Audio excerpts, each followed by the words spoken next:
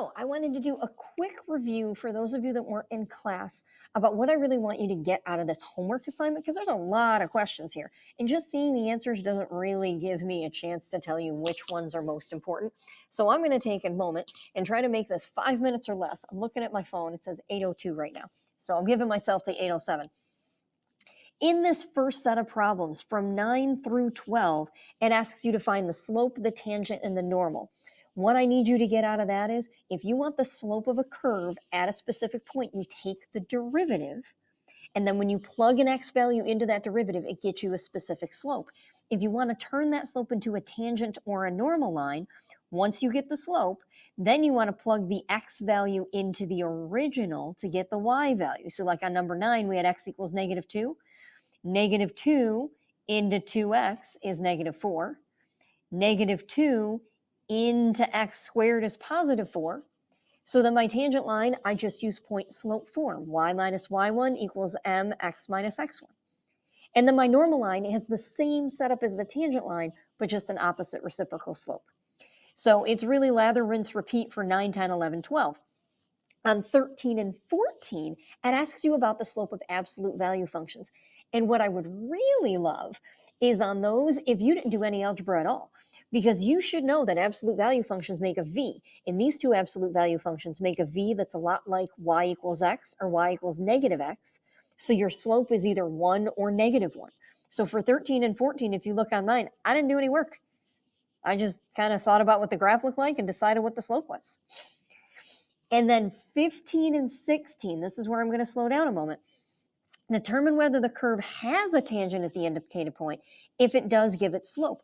When you have a piecewise function, it is not guaranteed to have a tangent where the domain breaks. Because if your original function is literally broken and has a gap, you would not have a tangent line. Or if the original function isn't broken, but it's got like a corner to it, same thing, we wouldn't have a tangent line because it wouldn't be differentiable at that point. So for 15 and 16, the first thing you have to do is determine whether these are continuous at 0. So if I plug 0 into 15, I get 2 and 2. Great, 15 is continuous. Then if I slide over here, there was f of x. Now I drew f prime. F prime at 0 is -2 on one side and +2 on the other, which tells me that my original function had a corner in it, and therefore is not differentiable at 0. Another thing I want to point out here is that when you take the derivative of a piecewise function, even if one of your pieces has an equal to in it, it is not guaranteed that a piece of the derivative has an equal to in it. You have to run this check that I just did to determine if one of these gets underlined. Okay. So over here, if I want to figure out if f of x is continuous, I plug 0 into the top and the bottom. F is continuous. So far, so good. Now to determine if f is differentiable, I take the derivatives of each piece, plug in 0 again, and get -1 twice, which means I can now, on this one, and only this one, not the other one, this had an equal to here, which means that has an equal to there. And honestly, it doesn't matter where you put the equal to, because if they meet up, it doesn't matter. All right, so there is that first set. The second set here is a bunch of true, false. I'm not really concerned about anything here. Oh my God. So I'm not really concerned about much here. It asks about tangent lines, normal lines. If you have questions, let me know. On this 13 through 17, you're matching a function to its derivative. Big picture here, when your original function is decreasing, the derivative function is below the x-axis, because when your original is decreasing, the slope is negative. Since the derivative is the slope, the derivative would have negative y values. So that's how you want to match everything there. And then down here, we've got another tangent line and a normal line, except instead of you taking the derivative, they just hand it to you. So they tell you the original function has a 0.23 and the slope at 2 is 5. So then I just use point slope form to create a tangent line and a normal line. It is already 8:07. How did that happen? 24 and 25, I just want you to think about the graphs. On these multiple choice, again, it's multiple choice. I'm not really concerned. On this page 123 stuff, I'm sorry if it seemed vague. Write the expression as a sum of the powers of x. All I wanted you to do here was get some practice taking things that are fractions or radicals and making them not fractions or radicals anymore by either distributing or, using the powers of negative exponents to get rid of fractions, stuff like that. So just make sure you're able to do that. Down here, we got a bunch of derivatives. So hopefully you were able to get through those.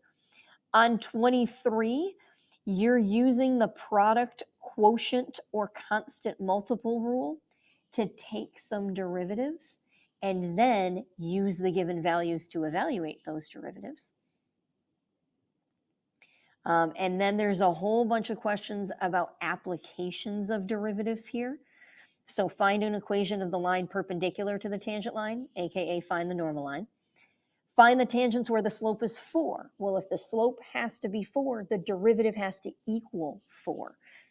When's the smallest slope? Well, the smallest slope would be when the derivative function has a minimum. Find the points where the tangent is parallel to the x-axis. So the x-axis goes like this. If I want a tangent line to be parallel to the x-axis, that means I want the slope of the tangent line to be 0. Find the x and y intercepts of the tangent line. You can do that. Find the tangents to this funky function. You can do that, and you can do 42. You just use a quotient rule. And then last but not least, I know I'm over the 5-minute mark. Sorry. We're going to evolve into this later, but I wanted to bring it up right now because some of these ideas show up.